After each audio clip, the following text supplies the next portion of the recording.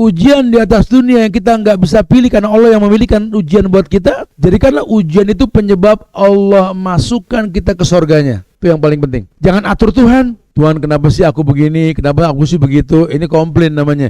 Itu yang dikatakan istijal. Salah satu bagian doa yang diharamkan itu istijal. Ketika seorang hamba berkata, aduh aku telah berdoa ya Tuhan, udah berdoa ya Allah, tapi tidak aku lihat jawabannya. Haram itu hukumnya. Karena hukum asal doa itu dijawab. Nah kalau sampai doa kamu nggak dijawab, jangan salahkan Tuhan. Coba revisi hidupmu. Jangan-jangan kebaikan yang kau minta di sisi Allah itu kau tak menyiapkan wadah untuknya. Kamu cuma minta jadi orang kaya, sementara kamu nggak pertontonkan rajin sedekah. Kamu nggak berpikir manfaat kamu apa buat orang lain. Pengennya kaya aja. Udah kaya sibuk nanti dengan harta jadi orang sombong, orang bakhil. Nggak ada kebaikannya sama sekali. Bismillahirrahmanirrahim.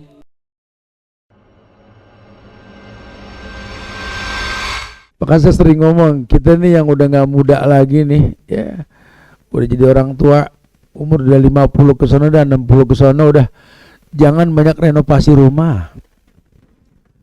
Akhirnya kita meninggal nanti, anak seleranya beda. Bongkar lagi dah. Buang-buang dana, betul. Mendingan investasi. Kita nggak tahu apa yang dibutuhkan sama anak, tapi paling tidak ada solusi lah ketika dia membutuhkan sesuatu gitu loh ya. Belajar qanaah lah. Min husnil islamil mar'i tarku ma la ya'nihi. Bentuk kesempurnaan Islam seseorang itu ketika bisa meninggalkan sesuatu yang nggak bermanfaat. Jadi bukan masalah mewah atau nggak mewah, sempurna atau nggak sempurna, lebih kepada manfaatnya apa gitu loh. Karena kalau memang pada akhirnya nggak mendatangkan manfaat, semewah apapun rumah di tengah kota, ya buat apa? Toh pada akhirnya kita meninggal nggak bawa SHM kok. Kita meninggal nggak bawa surat-surat tanah, rumah, atau mungkin kendaraan bermotor kita. Itu semua cuma kebutuhan di dunia. Yang memang kita butuh rumah, kita butuh kendaraan, alat bantu untuk mencapai sebuah tujuan. Jangan terlalu berbangga-bangga dengan titipan. Yang nitipin bakal nanya. Summa la tus'aluna yawma idzin anin naim. Sifat qanaah. Sifat qanaah ini sifat terpuji. Sifat yang memang diperintahkan Allah dan Rasulnya untuk disampaikan kepada umat agar hidup ini gak banyak komplain. Orang yang qanaah ini orang yang merasa cukup dengan yang sedikit dari hal-hal yang dia butuhkan. Di Quran surat An-Nisa ayat 32. Kalau bab qanaah ini suratnya surat perempuan. Karena nanti pada akhirnya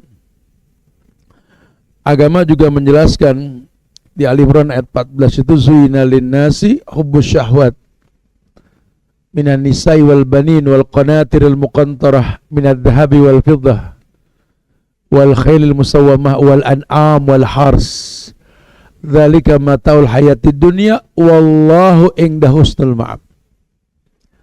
Ya Allah bisa bikin manusia ini tersilap, terkecoh dengan syahwat yang dia miliki, yang dengannya mata melihat, telinga mendengar. Kalau syahwat yang dikedepankan, yang dia lihat itu udah indah, yang dia dengar pun asik, syahwat. Tapi kalau pakai hati bukan pakai syahwat, dia akan bicara manfaatnya apa. Karena bentuk kesempurnaan agama seseorang itu ketika meninggalkan sesuatu yang gak bermanfaat. Ya, perempuan menjadi tolak ukur nih pada surat tersebut, bahwa dipandang indah semua ya di mata manusia. Kalau ngelihat perempuan, ngelihat anak, perabotan rumah tangga, perhiasan yang terbuat dari emas dan perak, atau kendaraan-kendaraan cepat, ya, baik itu berbentuk hewan tunggangan maupun kuda-kuda besi di zaman sekarang, kereta-kereta besi di zaman sekarang. Ya, ini Masya Allah, orang kita ini suka terkecoh dengan begituan tuh. Padahal itu cuma alat bantu gitu loh. Nah, surat An-Nisa ayat 32 ini Allah berfirman. Kata Allah, "Wala tatamannau ma faddalallahu bihi ba'dakum ala ba'd. Lirijali nasibum mimma iktasabu walin nisa'i nasibum mimma iktasabna. Was'alullaha min fadlihi. Innallaha kana bikulli syai'in alima. Ada ayat yang Allah firmankan, kata Allah gini. Wala tatamannau, janganlah kalian ini saling iri hati. Tatamannau, saling iri hati. Ya tamannau, di antara kalian ba'dakum ala ba'din. Kenapa? Karena memang lirijali nasibu mimma iktasabna. Karena kata Allah, laki-laki ada bagian daripada apa yang mereka usahakan. Begitu pula walin nisa'i nasibun mimma iktasabna. Buat perempuan juga sama, ada hasil dari apa yang dia usahakan. Sehingga keluarlah pepatah manjada wajada, siapa yang sungguh-sungguh pasti dapat, gitulah. Walaupun tetap pada akhirnya izin Allah. Cuma Allah bilang laki itu dapat jatah dari apa yang dia usahakan, perempuan juga sama. Jadi wala tatamannau, jangan kalian saling iri. Kalau memang kerjaan kalian begini, akadnya begitu, lihat hasilnya bagaimana. Jangan terus komplain. Kok saya cuma segini dapatnya Tuhan, temen saya gede banget loh. Ya kan lain gawean beda. Jangan gampang iri urusan kayak begini. Sifat hasud itu di badan anak Adam itu ada. Agama mengakui kok orang Islam, orang beriman, manusia secara umum punya sifat hasud atau iri. Makanya Allah nggak hilangkan iri di badan manusia, tapi dikemas. Bisa gak irinya dialokasikan buat yang baik? Apa yang baik? Kalau kamu ngelihat orang sedekah, boleh ngiri. Kamu juga pengen sedekah, atau orang kaya rajin sedekah. Atau kalau kamu pengen ngelihat, kamu ngelihat orang yang berilmu nyampein ilmunya, boleh kamu ngiri. Selain itu jangan. Wala tatamannau, sudah jangan iri. Aduh enak banget dia tinggal di kota ya, saya tinggal di kampung terus. Apa mau diri-iriin? Kan di kota juga mati, di kampung juga mati. Malah gampangan di kampung urus lubang kuburnya. Di kota repot, betul ya, mesti beli, mesti itu macam-macam lah. Kadang-kadang terlantar ini mayat urusan kayak begituan doang. Oh di kampung, masya Allah. Ya alhamdulillah sekarang banyak tim-tim memandikan mayat ya yang gratisan lah insya Allah ya. Alhamdulillah di negeri kita ini banyak kemudahan nih. Ya kalaupun tidak ada, kalau di kampung lebih gampang urusannya. Ya. Jangan diiri-iriin. Allah tahu yang terbaik buat kalian. Cara Allah menjaga wali-walinya, kekasih-kekasihnya, kadang-kadang di luar nalar manusia. Di tengah masyarakat yang memakan syubhat dan haram, Allah sering bikin orang soleh itu gampang sakit, sehingga nggak sembarangan makan. Ya, cara Allah menjaga badan orang soleh ini untuk tidak terkontaminasi penyakit, ya terkontaminasi makanan syubhat atau haram, Allah sering bikin dia gampang sakit. Lihat cara Allah itu membuat orang soleh ini untuk sering berzikir. Kebanyakan orang soleh bicara bisnisnya nggak pandai lah di kacamata dunia. Ya malah orang-orang yang jauh dari agama kalau bisnis lancar betul. Jangan terus dicemooh, kenapa sih Tuhan nih orang baik tapi kalau dagangnya gagal mulu. Nah, orang gak pernah sholat untung aja.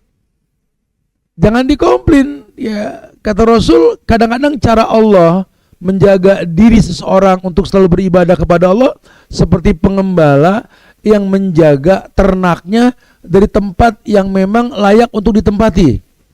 Contoh lah ya, pengembala an'am, onta, sapi, kambing. Dia akan giring gembalanya ini ke tempat yang banyak rumput. Karena dia tahu ini hewan mamalia. Mau jam berapapun pasti ngunyah. Sehingga kalau dikirimnya ke tempat yang gak ada rumput, apa yang mau dikunyah? Lihat cara Allah membuat orang wali-walinya ini banyak berzikir. Allah bikin hidupnya ini banyak ujian. Ada aja sehingga mulut ini bergerak selalu beristighfar, bertasbih, bertahmid, bertahlil, atau dia selalu minta kepada Allah. Apalagi dia tahu innallaha yuhibbul mulihina fid du'a. salah satu yang paling Allah suka dari diri seorang hamba itu mengulang-ulang doa. Makanya orang kalau kuat ujian kan mulutnya astagfirullah ya Allah la ilaha illa anta. Kalau lagi susah tuh, kalau lagi senang mah besair mulu besair ya. Dia mendingan susah tat mulutnya jikir. Ya, Allah mengatakan gitu, innallaha kana bikulli syai'in alima. Ketahuilah Allah tahu atas semua hal yang terjadi. Jadi jangan salah paham nih. Makanya udah tenang aja. Kamu yang kelihatannya susah, bukan Tuhan jahat sama kamu. Tuhan senang ngelihat kamu merintih di malam hari. Tuhan senang kamu gak pernah lepas sholat duha. Tuhan senang kamu kalau lagi susah begini, ya Allah majlis taklim penuh. Giliran stabil lagi ekonomi, marbot komplain, kok sepi tat? Ya udah lagi tenang ini, lagi lancar usaha. Ya lihatlah, kenyataannya begitu. Di Quran ada surat lain, surat An-Nahl ayat 97, sering kita bahas ini. Kata Allah, apapun yang terjadi hari ini enggak menjadi penyebab takdir dia akan datang. Kecuali kalau Allah yang berikan standar. Standarnya apa di An-Nahl 97? Kamu tetap konsisten beramal soleh. Apapun kondisimu, beramal solehlah. Perjelas statusmu laki atau perempuan. Stabilkan imanmu, lakukan ibadah. Allah bilang, falanuhyiyannahu hayatan thayyibah. Kami Allah akan memberikan kehidupan yang baik buat kalian. Di mana kehidupan tersebut belum terjadi dan kamu masih ngayalin. Cuma kata Allah, pasti kuberikan yang terbaik. Asal tolong beramal soleh, amal yang benar. Yang Allah perintahkan, yang Nabi contohkan. Jangan bikin sesuatu yang Allah gak perintahkan, Nabi gak contohkan, jangan. Kalau bisa, seperti syariatnya, falanuhyanu hayatan thayyibah. Allah akan berikan kehidupan yang baik. Jangan terkecoh. Enggak tat, masalahnya kenapa nih yang orang jauh dari agama kok rezekinya kayaknya lancar-lancar aja tat? Kaya dia tat. Kenapa yang deket sama agama Tuhan gak titipkan dunia? Enggak gitu juga. Kebetulan situ ngeliatnya di sini aja. Lawan kacamata agama mengatakan laisal ghina an kasratil ard walakinal ghina ghinaun nafsi. Kalau kacamata manusia memang rezeki itu identik sama uang. Tanah yang luas, rumah yang gedong, ya, kerjaan yang banyak, order yang numpuk, tajir dah. Tapi kalau bahasa agama bukan itu. Kaya itu ghinaun nafsi, kaya jiwa. Kenapa dibilang kaya jiwa? Karena apa yang dia miliki ini membuat dia layak menjadi makhluk yang dipuji. Mungkin dia nggak kaya, cuma lihat apa hubungannya atas bawah tengah nih. Ya, betapa banyak orang yang dipandang lebih dalam hal finansial, nggak bisa masuk ke kalangan menengah maupun bawah. Mainnya di atas aja. Ya terus buat apa? Berarti kita orang yang nggak sukses. Kenapa? Karena kalangan kita tertentu. Justru kalangan yang orang sukses itu ketika bisa masuk ke semua kalangan. Ya, artinya apa? Artinya dia bisa memberikan manfaat dimanapun dia berada, itu orang sukses. Di mana bumi dia pijak, syariat dia junjung tinggi. Ini orang Masya Allah. Kalau buat orang kaya untuk bikin orang seneng, ya dia keluarin dana lebih, dia bikinkan makanan atau belikan makanan, kasih orang-orang senyum. Untuk bikin orang senyum itu butuh biaya. Tapi kalau orang yang berilmu, bikin orang seneng, mungkin gak punya biaya, tapi dia bermuka manis, senyum di hadapan orang. Senyumnya satu orang ini bisa membuat tenang orang satu tempat. Gak butuh biaya. Membuat hati bahagia gak butuh biaya. Kayak kita anak ke orang tua. Orang tua itu buat bikin kita bahagia sampai kayak gini, waduh, banting tulang modal habis-habisan lah. Padahal kita bisa ngebalas orang tua kita dengan banyak senyum sama mereka. Orang tua nggak usah dibawain bawaan macam-macam dah. Anak tiap ketemu muka orang tua senyum juga dia seneng. Assalamualaikum ma, waalaikumsalam, gitu ya seneng. Kita bawa sesuatu sambil nyurang, Lima. Pokoknya. Ya, jangan dipandang bahwa yang menyenangkan itu berkaitan dengan harta, jangan. Enggak kesana larinya. Ya, dikatakan dalam satu riwayat dari Abi Hurairah, Nabi pernah bersabda, ya, riwayat ini dalam Sahih Bukhari, Sahih Muslim ada. Laisal ghina an kasratil ard, walakinal ghina ghinau nafsi. Yang dibilang kaya, kacamata Islam ini bukan kaya harta, tapi kaya jiwa. Ya, di mana kamu bisa berteman sama semua kalangan manusia. Ini orang kaya. Ya, enggak semua orang kaya bisa begitu. Tapi kalau dia enggak dipandang kaya, bisa masuk ke semua lini, kita kaya namanya itu. Ya. Iya. Bahkan dalam satu riwayat dikatakan, qad aflaha man aslama wa ruziqa kafafan wa qanna'ahu Allahu bima atahu. Dari Abdullah bin Amr bin As, Nabi pernah bersabda, Abdullah bin Amr bin As, tahu siapa nih? Abdullah bin Amr bin As, anaknya Amr bin As. Karena Abdullah bin Amr ya, bapaknya Amr bin As, bapaknya sahabat Nabi, anaknya juga sahabat Nabi. Tapi kalau Abdullah bin Amr bin Al-As ini dipanggilnya Ibnu Amr. Ibnu Amr bin Al-As. Ini terkenal sahabat Nabi yang kaya dari sisi pertanian. Sahabat yang kaya banyak. Utsman, Tolha bin Ubaidillah, Zubair bin Awam di hari tuanya, Abdullah bin Umar dengan ternaknya. Ini salah satunya nih. Ya, Abdullah bin Amr bin Al-As. Dia orang kaya dari segi pertanian. Ya, tapi dia mengatakan, qad aflaha man aslama wa ruziqa kafafan wa qanna'ahu Allahu bima atahu. Aku mendengar Nabi pernah bersabda begini, qad aflaha, sungguh telah beruntung. Siapa yang dibilang beruntung? Man aslama, barang siapa yang masuk Islam beruntung. Wa ruziqa kafafan, diberikan rezeki yang cukup. Wa qanna'ahu Allahu bima atahu, dan dia dijadikan nerima dengan takdir yang Allah takdirkan. Ini orang kaya yang ngomong. Kata dia, aku dia orang kaya, punya segalanya. Tapi yang kupandang kaya bukan diriku, bukan orang. Ketika orang itu beruntung dengan keislamannya, kaya dia. Sekaya apapun Abu Lahab, Abu Jahal, enggak beruntung. Sekaya apapun Qarun, enggak beruntung. Sekaya apapun Kisra, Heraklius, Mukaukis, raja-raja zaman dulu, kaya mereka loh. Lalu ditemukan muminya itu masih pakai gelang-gelang emas, rantai emas kok. Kalau kacamata agama, yang beruntung itu man aslama, orang yang bisa udkhulu fisilmi kafah. Kemudian dia tahu ruziqa kafafan, dikasih rezeki dari yang cukup-cukup aja. Mau makan ada yang dimakan, mau minum ada yang diseruput lah. Ya, mau jalan ya ada kendaraan, atau cuma sekedar bahan bakar ada, cukup sudah. Nggak usah punya SPBU lah, karena nggak manfaat juga. Yang penting kan tiap jalan tangki nggak kosong. Ya, jangan terus kita kalau tahu manfaat bensin buat kendaraan kita ngayalnya bukan cuma bisa beli bensin, beli SPBU kalau perlu ya. Nanti lain cerita ya, manajemennya lain lagi nanti, bakal panjang tuh urusannya. Ya, makanya sesekali mendatangkan kebaikan. Kayak kita pernah bahas, Anda yang suka dengan gunung, datang ke puncak, gak usah beli villa, bakal bosan sama gunung.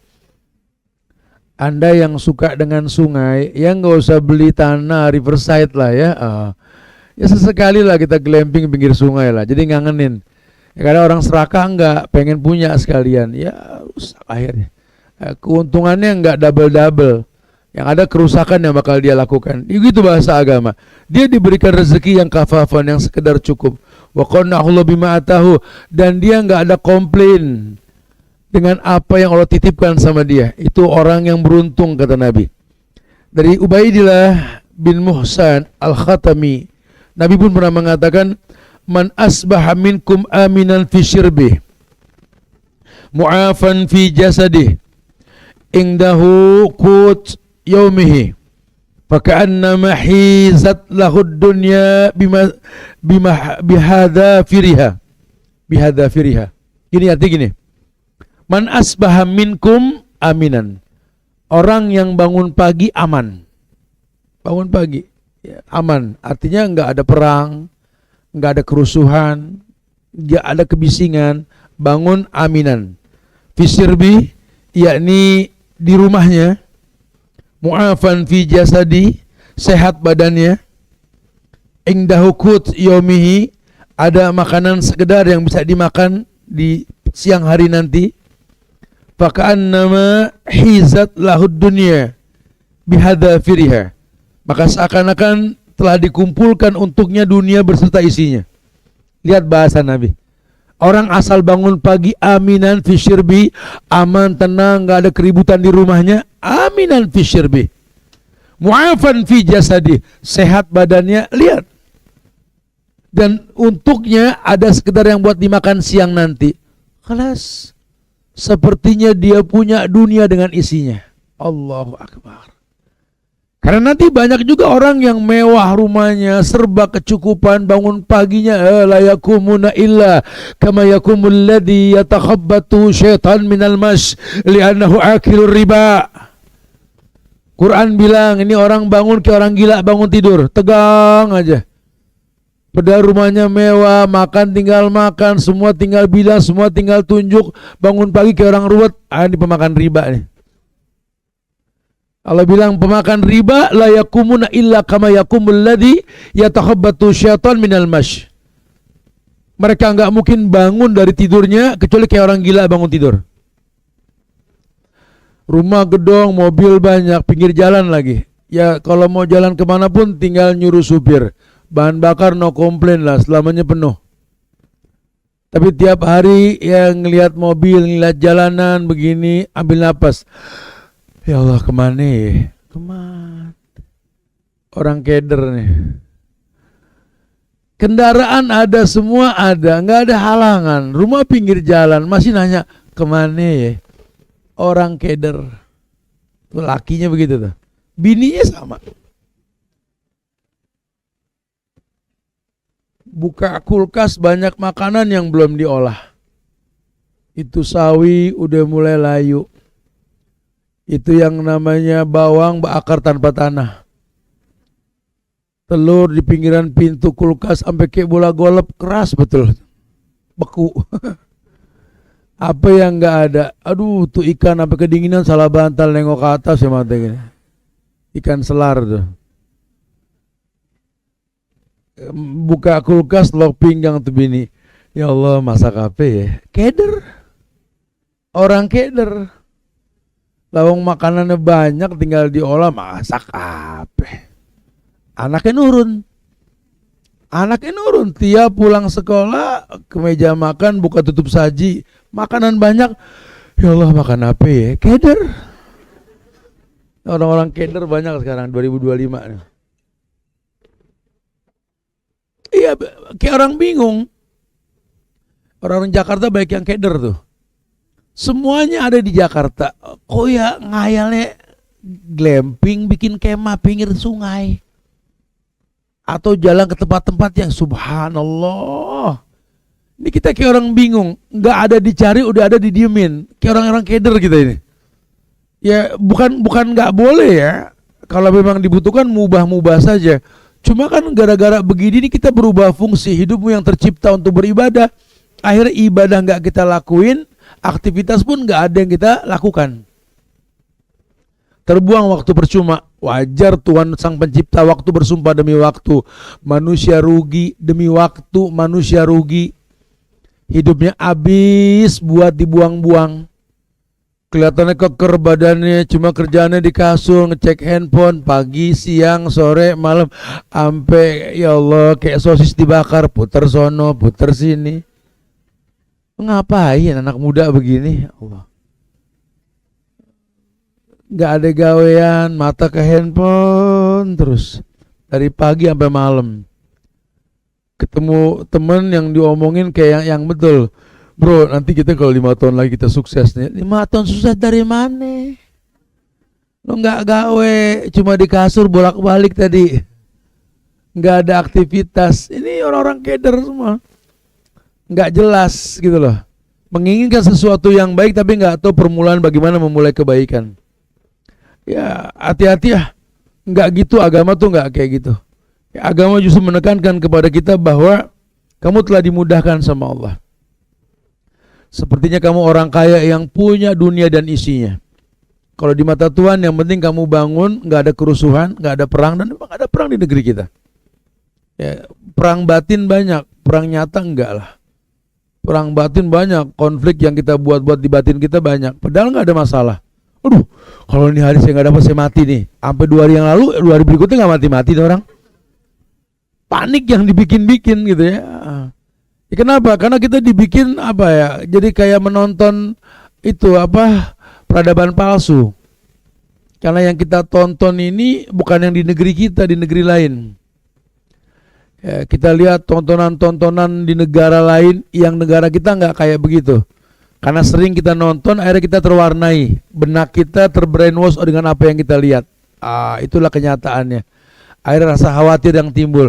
Jangan-jangan juga bisa begitu. Jangan-jangan juga saya begini. Jangan-jangan semuanya jangan-jangan. Allah, agama nggak bikin kita kayak begitu. Agama bilang udah, kamu bangun dalam kondisi aminan, tenang, nggak ada masalah. Di rumah kamu sendiri. Rumahnya pun nggak dibicarakan besar kecil, pokoknya fisirbi aja. Kamu bangun sehat badan, nggak sakit. Bahkan tenang, kenapa? Karena udah kebayang siang bakal makan apa nanti. Cukup sudah. Dunia dan isinya kamu punya sudah. Allahu Akbar. Ya, dan ternyata memang bahagia itu nggak mesti sempurna seperti apa yang kita lihat dalam kehidupan orang lain. Sampai Nabi mengatakan, "Ungzur ila man asfala minkum wala tangzuru ila man huwa fawqakum. Fahuwa ajdaru alla tasdaru ni'matallah." Ungzuru ila man asfala minkum. Pandanglah orang yang berada di bawah kamu dalam masalah harta dan dunia. Wala tangzuru ila man huwa fawqakum. Dan jangan kamu pandang orang yang berada di atasmu. Kenapa? Fahu ajdaru alla tasdaru ni'matallah. Karena yang seperti itu layak sehingga membuat kamu tidak meremehkan nikmat Allah. Kamu yang nggak punya mobil, ya udah jangan lihat orang yang mobilnya mewah nggak ada beres. Lihat ke bawah, masih banyak orang lain juga yang nggak punya. Alhamdulillah, kamu masih punya. Ya, walaupun nggak punya mobil, masih punya motor. Alhamdulillah. Nggak punya motor ya, masih ada sepeda, goes gampang. Sepeda nggak ada juga, masih bisa jalan. Banyak yang di wheelchair. Yang di wheelchair juga nggak usah komplain. Banyak yang berbaring aja boro-boro bisa duduk di kursi roda. Dia masih bisa kursi roda. Alhamdulillah. Jadi jangan gampang untuk komplain lah dengan takdir. Kata Nabi, lihat yang di bawah kamu, jangan lihat yang di atas kamu. Supaya kamu qanaah. Kamu mungkin memang gak ditakdirkan jadi orang kaya, tapi jangan takut. Mungkin Allah pengen kamu lebih paham agama ketimbang mereka yang kaya. Kamu mungkin gak ditakdirkan punya anak, gak usah sedih. Pendamping Nabi di sorga namanya Aisyah. Ujiannya seumur hidup gak punya anak. Gak ada masalah.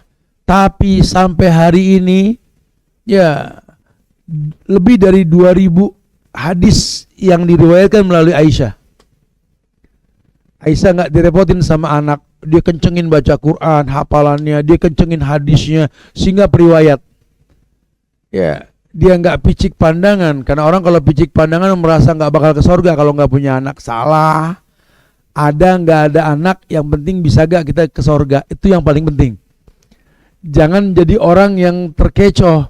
Dia pikir, kalau aku nggak punya anak, nanti siapa yang ngedoain aku ya?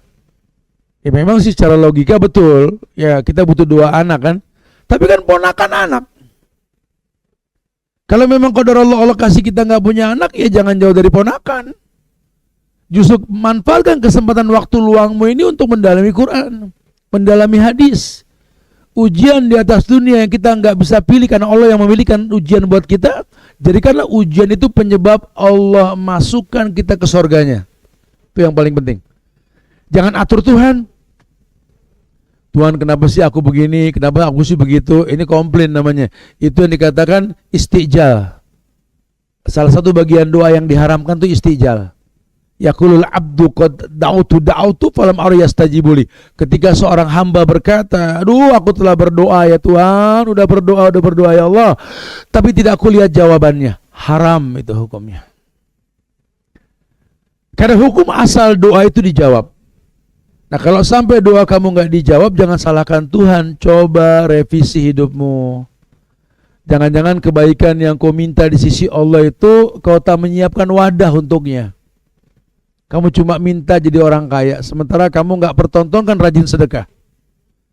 Kamu nggak berpikir manfaat kamu apa buat orang lain. Pengennya kaya aja, udah kaya sibuk nanti dengan harta jadi orang sombong, orang bakhil, nggak ada kebaikannya sama sekali. Ya, tapi kalau dibiasakan kita dekat sama orang, senang berbagi, ya orang nggak usah diminta juga Allah kasih. Ini malaikat yang kayak gini cukup nih malaikat nih. Ini orang senang berbagi, hidupnya bermanfaat buat banyak orang. Otaknya cuma satu di otaknya, bagaimana mendatangkan manfaat bukan mengambil manfaat. Yang begini perkaya ya malaikat. Allah perintahkan malaikat buat datang ke orang tersebut untuk jadi orang yang baik di sisi Allah. Ya, Masya Allah. Nabi Muhammad sampai bilang di saat kita pengen kaya, Nabi itu mendoakan keluarganya apa? Allahumma j'al rizqa ali Muhammadin qut. Ya Allah, jadikanlah rezeki keluarga anak keturunan Nabi Muhammad sekedar saja. Nabi nggak doain keluarganya kaya. Makanya kalau nanti ada orang ngaku ahlul bait keluarga Rasul kaya, maaf ya, bertentangan dengan hadis ini. Bukan berarti dia nggak boleh kaya, cuma secara umum Nabi doakan Allahumma j'al rizqa ali Muhammadin qut. Ya Allah, berikanlah rezeki keluarga Muhammad dan keturunannya qutan, sekedar saja.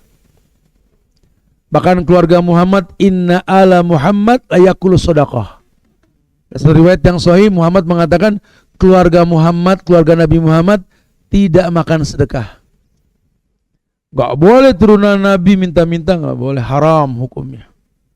Hari gini kan banyak orang berkamuflase dengan nama turunan Nabi buat minta-minta. Gak ada, gak wallah, gak ada, sudah gak ada. Ya, apalagi sampai banyak membuat sebuah ritual mengeruk dana orang-orang bodoh. Modal telunjuk masuk ke dalam air mineral, berkah, ber. Bodohnya di negeri kita ada aja yang percaya. Ada aja yang percaya. Di negeri kita ini unik sekali. Ya. Korban ini pewayangan, korban tontonan-tontonan apa cerita-cerita kolosal masa lalu gitu loh. Ya, sehingga keberkahan tuh datang dengan seperti orang sakti yang mendatangi dia atau apa gitu loh. Kita nggak ilmiah dalam memahami ujian hidup, kita nggak ilmiah. Lihat, Muhammad mengatakan Allahumma j'al rizqa ali Muhammadin qutan. Di sela-sela kita minta rezeki lebih, Muhammad malah minta ke Allah, jangan lebih-lebihin rezeki keluarga Muhammad, sekedar aja ya Allah. Ya, Fatimah, dia punya anak dari Ali dan hidupnya miskin. Suruh bantu giling gandum dengan keledai yang bantu dorong gandum tersebut. Kebayang lelahnya itu. Ngurus anak, ngurus laki dalam kondisi gak kayak sekarang. Kalaupun mau masak buat anak, buat suami kan dulu kan gak ada kompor listrik kayak sekarang. Semua pakai kayu, ya. Aduh, belum lagi airnya gak segampang sekarang. Ruwet deh. Sehingga wajarlah kalau dia lelah jadi perempuan. Datang ke Nabi, minta tolong ya Rasulullah, ya izinkan aku nyari pembantu. Malah Nabi perintahkan dia untuk mengencangkan zikirnya sama Allah. Ya, bukan berarti nggak boleh punya pembantu. Kalau masih bisa ditekel sendiri itu surgamu. Kalaupun nanti ada pembantu, sifatnya membantu bukan dibantu. Kalau hari gini kan pembantu dibantu bukan membantu. Bantuin mbak kesian noh, gitu kan. Kalau dulu kan mbak bantuin sini, kalau sekarang enggak. Mbak ditontonin bawa barang berat dari mobil, pedal majikannya gede. Kebayang nih anak orang gara-gara kerja jadi pembantu suruh bawa-bawa berat. Ini titipan barang orang gede yang lebih mampu untuk bawa tuh barang. Allahu Akbar, ya. Padahal harga diri kita ketika memberi bukan menerima. Nanti jadi orang tua lah. Ketika kita sering ngasih ke anak, ke keluarga kita, satu waktu kita sudah nggak punya nilai seperti dulu gitu ya. Tapi harga diri kita tetap bagaimana memberi bukan menerima. Jangan terus kita ngandelin dibagi, nggak punya izah kita. Ya namanya udah tua tat, pensiun kan umur 55 nih tat gitu ya. Makanya kalau ngaji yang tuntas, jangan setengah-setengah. Justru 55 itu awal gozwahnya Rasul. Nabi itu awalnya perang umur 55. Kita kebalikan 55 ngomongin merek obat. Udah kayak bakal mati 60 gitu nih. Subhanallah ya. Masih muda, oh jam terbang. Nikahnya sama orang tua, sama Khadijah. Umur 25 nikah sama yang 40. Janda 2 kali lagi. Kan butuh jam terbang Rasul. Nggak cari tampang, dia cari sahabat dalam hidup. Bukan pelampias syahwat. Khadijah meninggal, Nabi belum sampai 50. Belum sampai. Beliau nikah dengan siapa? Saudah. Lagi-lagi orang tua. Beliau nggak cari fisik. Yang penting pintar masak. Saudah pintar masak. Umur 55 baru beliau pertontonkan kalau perlu dapat yang muda, kan begitu. Artinya bukan target fisik nomor 1, bukan. Bisa gak pilihan hidupmu ini adalah sahabat dalam hidupmu, yang kamu dengannya bisa mengetuk pintu sorga, bukan cuma bisa mengarungi kehidupan bersama. Karena jangan dihayalkan, di dunia ini kita gak traveling, kita cuma transit. Traveling kita yang akan datang setelah dunia, kita ke alam barzah, kita ke padang mahsyar, kita ke yaumul jam'i, yaumul furqan, yaumul hisab, yaumul qiyamah, yaumul sirat, dan lain sebagainya. Masih panjang traveling kita ini. Di dunia kita cuma transit. Jangan banyak komplain sudah, jangan banyak komplain. Lihat, Allah pengen seperti itu. Nabi mengatakan kepada Abu Hurairah, "Ya Abu Hurairah, kun wari'an takun a'badan nas, wa kun qani'an takun askaran nas." Wahai Abu Hurairah, kata Nabi, jadilah kamu orang yang wara'. Kun wari'an, wara'. Ya, wara' itu artinya orang yang tetap istiqomah di agama. Ya, jadi orang yang betul-betul paling baik dalam keagamaan. Dilalah nanti kalau dunia menghampiri kamu, tetap agama nomor 1. Bukan dia nggak bisa ambil untung nih orang yang ngerti agama nih. Cuma yang dia khawatirkan dunia yang menjanjikan untung ini merusak hubungan dia dengan Tuhan. Pak, kenapa sih Pak nggak franchise saja Pak? Ini kan keuntungannya bagus banget. Masa iya buka jam 7 pagi, jam 9 tutup? Bukan nggak bisa. Ini aja sudah mengganggu zikir subuh. Ini aja sudah mengganggu sholat duha. Kalau saya tambah lagi usaha, berantakan sholat saya nanti. Enggak.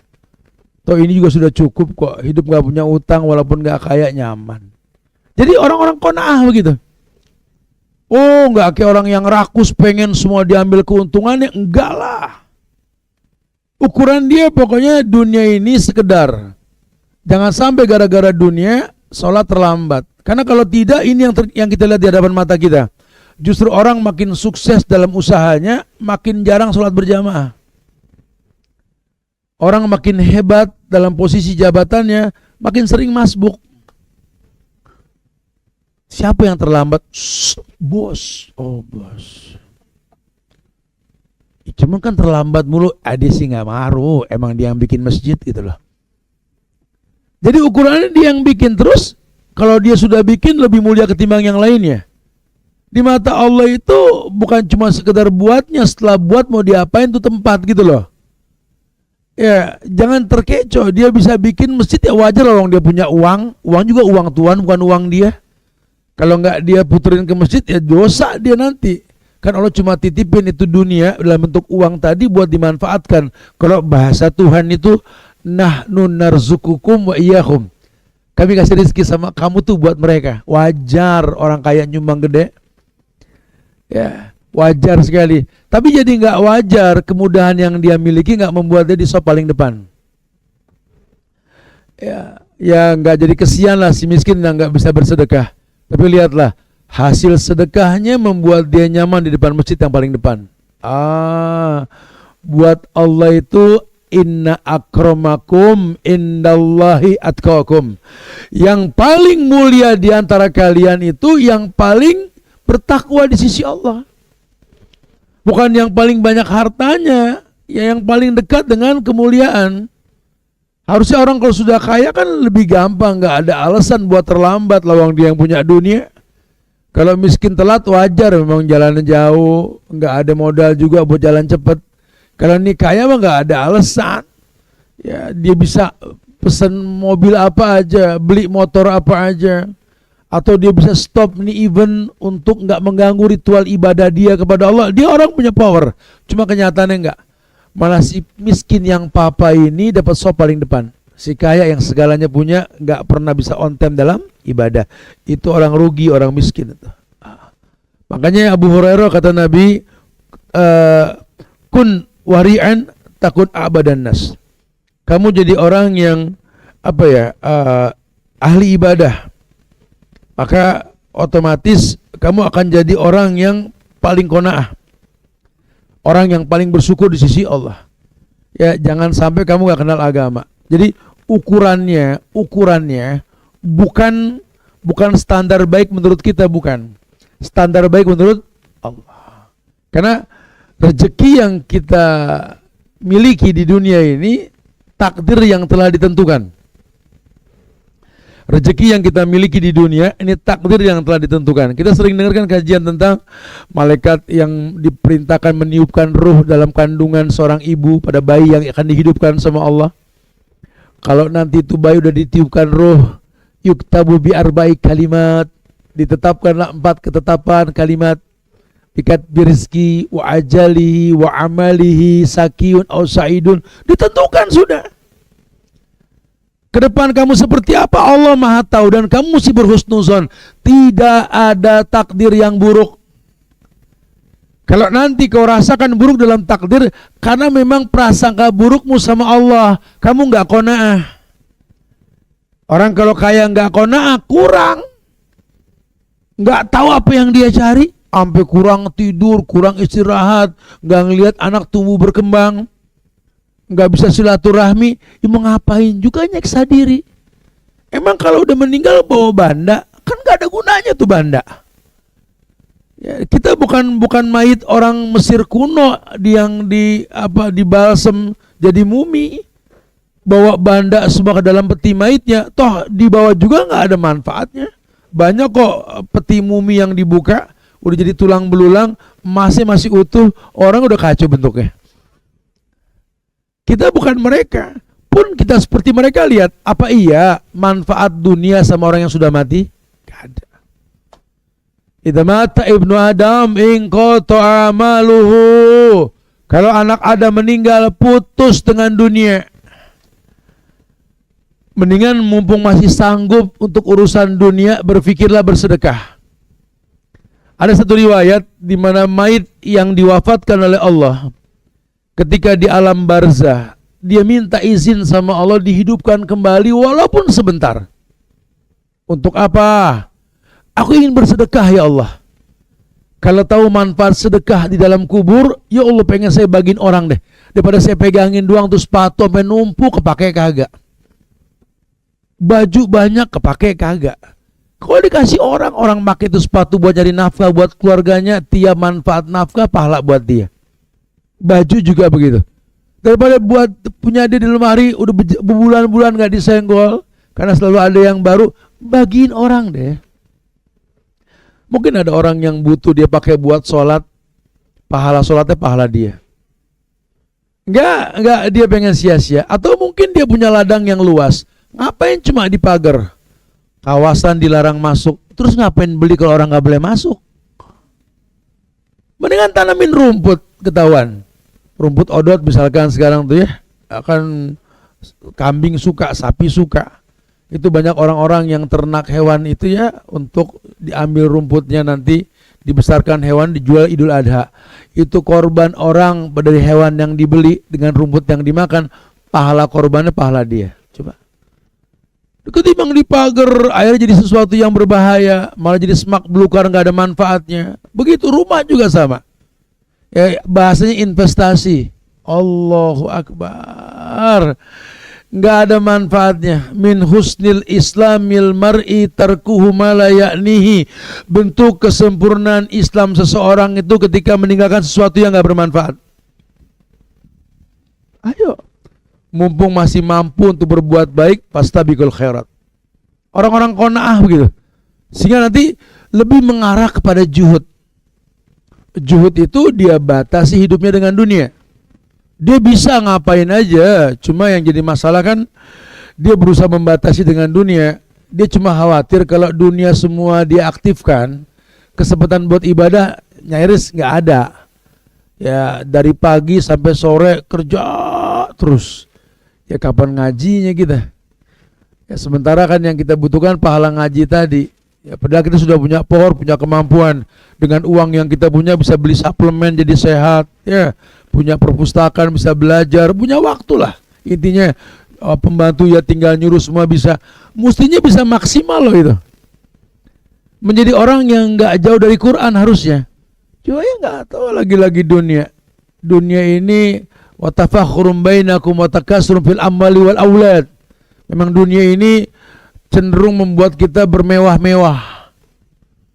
Ya berbangga-bangga dengan jumlah angka harta dan anak. Akhirnya takjub dengan ukuran kacamata kita. Oh dia mah kaya karena hartanya banyak. Oh dia mah beruntung banget ya, udah kaya, anaknya banyak, sehat-sehat. Itu kama sali ghaisin a'jabal kufar nabatu. Kata orang, kamu tuh mata kamu kayak orang kafir ngelihat bukit yang kering kerontang, hijau karena diguyur hujan. Hijaunya itu sebentar. Emang forever kan? Enggak. Sama dengan yang kamu rasakan sekarang, sebentar. Yang disuruh adalah istimbatkan. Yang sebentar manfaatnya apa gitu loh. Jangan sampai terkecoh. Oh kalau enggak rugi banget. Bahwa banyak orang yang terjebak dalam kerugian. Wa iyadubillah wa na'udzubillah. Jamaah Allah muliakan. Ya jadi ketika Nabi bilang sama Abu Hurairah tadi, ya Abu Hurairah, kun fi dunya ka'annaka kun warian takun a'badan nas. Tolong kamu di dunia ini jadilah orang yang tetap stabil dalam keagamaan. Karena biasanya orang kalau sudah menguasai agama, dunia datang menunduk. Man kanatil akhir hammahu ja'alallahu ginahu baina ainai wa jama'alahu samlah wa atathu dunya wa hiya raghimah. Kata Nabi, orang yang orientasinya akhirat bukan dunia, Allah bikin di antara kekayaan dalam hatinya. Dan Allah kumpulkan semua masalah hidupnya. Allah datangkan dunia menunduk sama dia. Allah bikin dunia menunduk sama dia. Dia jadi orang yang apa kata Nabi? Qad aflaha man hudiya ilal Islam wa ruziqa kafafan wa qanna'ahu bihi. Menjadi orang-orang yang dikatakan beruntung. Kenapa? Karena dia bisa tetap istiqomah warian tadi. Seakan-akan di atas syariat agama yang betul. Wa ruziqa kafafan. Rezeki buat dia bukan banyak atau sedikit, yang penting cukup. Ya, dia bisa ada sekedar yang dia makan. Standarnya kayak orang puasa berbuka, walaupun gak makan seharian, tapi jangan sampai gak ada yang dimakan ketika buka. Cukup, sudah cukup. Wa qanna'ahu bihi, dan dia menerima semua yang Allah kasih. Alhamdulillah ala kulli hal. Dia tahu memang saya seberat apapun usaha saya, kalau memang Allah belum takdirkan saya jadi orang kaya, ya nggak apa-apa. Yang penting yang saya tahu pokoknya kerja aja, berangkat pagi pulang sore. Saya juga nggak pernah tahu untung berapa usaha hari ini, cuman yang saya tahu jual beli aja lah. Lillah karena Allah. Ya, dikasih untung alhamdulillah, enggak juga memang qadar Allah. Saya yakin banget enggak ada orang yang usaha kalaupun enggak laku kelaparan, enggak ada. Dan dia enggak pengen menghalalkan yang diharamkan. Dia pengen jadi orang yang betul-betul mendatangkan manfaat. Maka dia bergaul tadi, laisal ghina an kasratil ard walakinal ghina ghinaun nafsi. Dia tahu yang kaya itu di sisi Allah itu bukan kaya harta, kaya jiwa. Walaupun usahanya belum berjalan lancar, dia tetap bergaul. Enggak jadi orang yang pesimis. Ya, mungkin dia enggak diuntungkan materi, diuntungkan pahala. Makin bijak dalam hidup, akan menyampaikan sejuta kebaikan. Ya, enggak apa-apa, saya enggak bisa menguntungkan materi, saya bisa menguntungkan ilmu. Pokoknya dia berpikir bagaimana bermanfaat, bukan cuma mengambil manfaat. Lihat. Masya Allah. Ar-ridha biqada'illah. Ar-ridha biqada'illahi ta'ala wa taslimu li amrihi ilmun an ma indallahi khairun lil abran. Ridho dalam ketetapan Allah, takdir Allah. Berserah diri pada keputusannya, yaitu segala yang dari Allah itulah yang terbaik. Ini yang dibilang qanaah. Ketika dia ridho, ar-ridho bi qadaillah, dia ridho dengan ketetapan Allah. Wa taslim, berserah diri li amri, pada keputusan Allah. Alima an ma indallahi khairun lil abrar, yakni segala yang dari Allah itulah yang terbaik buat dia. Enteng hidup, no komplain, dia nggak ada komplain sama Allah. Ada satu riwayat dari Nabi ketika beliau menjelaskan tentang bolehnya orang untuk minta kaya dengan niat yang benar. Kata Nabi begini, la ba'sa bil ghina, la ba'sa bil ghina, tidak mengapa seorang itu minta kaya. Liman atqa wa sahha, liman atqa khairun minal ghina wa tibun nafsi minan na'im. Nah, tidak mengapa orang itu minta kaya asalkan dia bertakwa. Sehat bagi orang yang bertakwa itu lebih baik dari kaya, dan hati yang bahagia bagian dari nikmat. Jadi kalau memang kita tahu harus jihad, dan jihad yang paling utama dengan harta gitu ya. Al jihadu fisabilillah bi amwalikum. Yang saya tahu jihad dengan harta. Biar bagaimana saya mesti naklukin dunia nih. Karena ada target jihad dengan harta. Boleh. Tapi kalau dia nggak tahu peruntukan harta buat jihad, jangan ngayal kaya. Bakal banyak pertanyaannya. La tazulu qadama 'abdin yaumal qiyamah, nih kaki nggak bakal geser. Hatta yus'ala an salasa, an jismihi, an ilmihi, wa an malihi. Ditanya tuh tentang ilmu, tentang badan, sampai tua dihabisin buat apa, dan plus harta yang kau miliki. Bakal ditanya min aina iktasabahu wa fima anfaqahu, dari mana kau dapat, kemana kau alokasikan. Bakal panjang. Tahu gak, satu hari itu 1000 tahun di akhirat nanti. Urusan kayak beginian bakal panjang. Nah sekarang kalau kita memang sudah tahu, ayo jadi orang kaya. Tujuannya apa? Sedekah. Pengen banget kalau saya kaya nih Ustaz. Ini Jakarta Selatan, Tat. Musola, masjidnya, marbotnya, umroh semua, Tat. Ya orang kaya.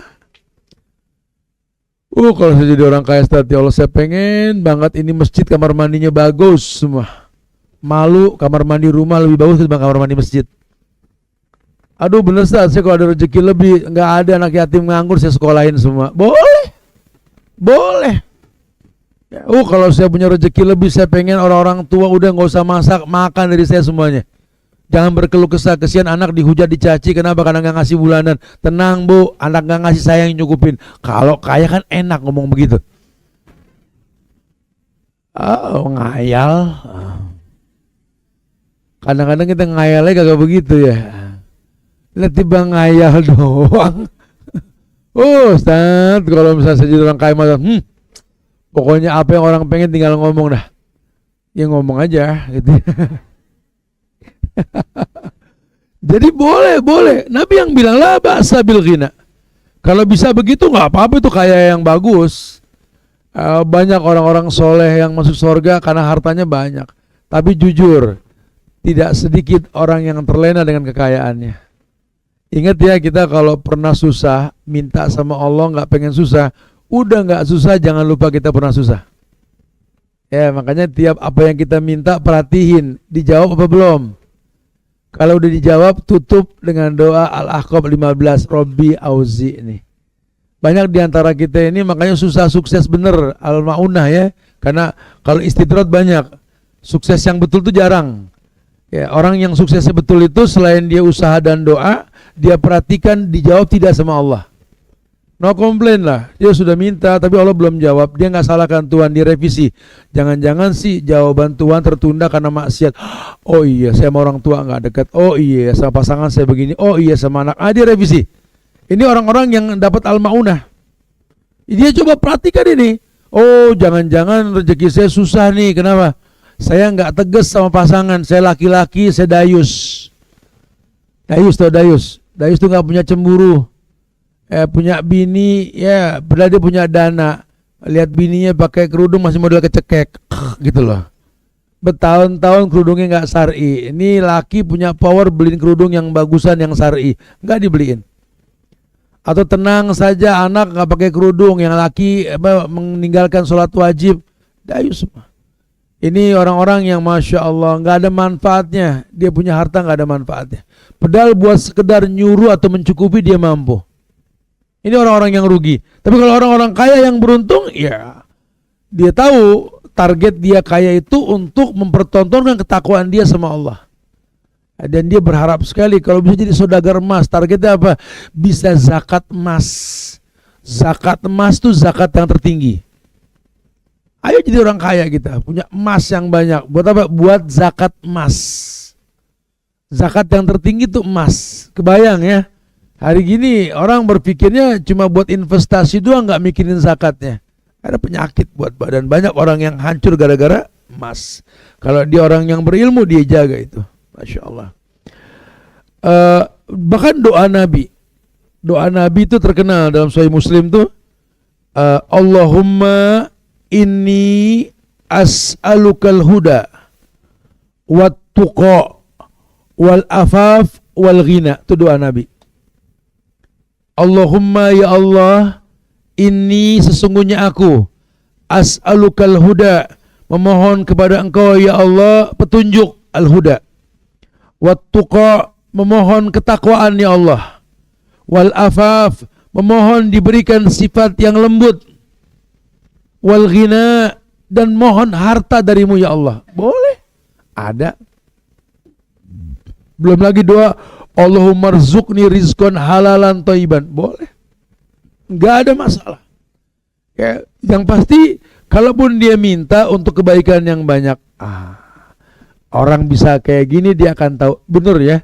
Ternyata memang ya untuk jadi orang yang bahagia dengan apa yang dia hayalkan itu ya nggak harus sempurna seperti orang lain yang memiliki sesuatu yang dia nggak punya lah. Selama memang dia merasa bahwa apa yang dia punya ini makin membuat baik hubungan dia dengan Allah, itu bahagia insya Allah. Ya, jangan salah meletakkan kata bahagia dalam hidup kita, karena yang dikhawatirkan kita komplain dengan takdir nantinya. Ya, wallahu alam.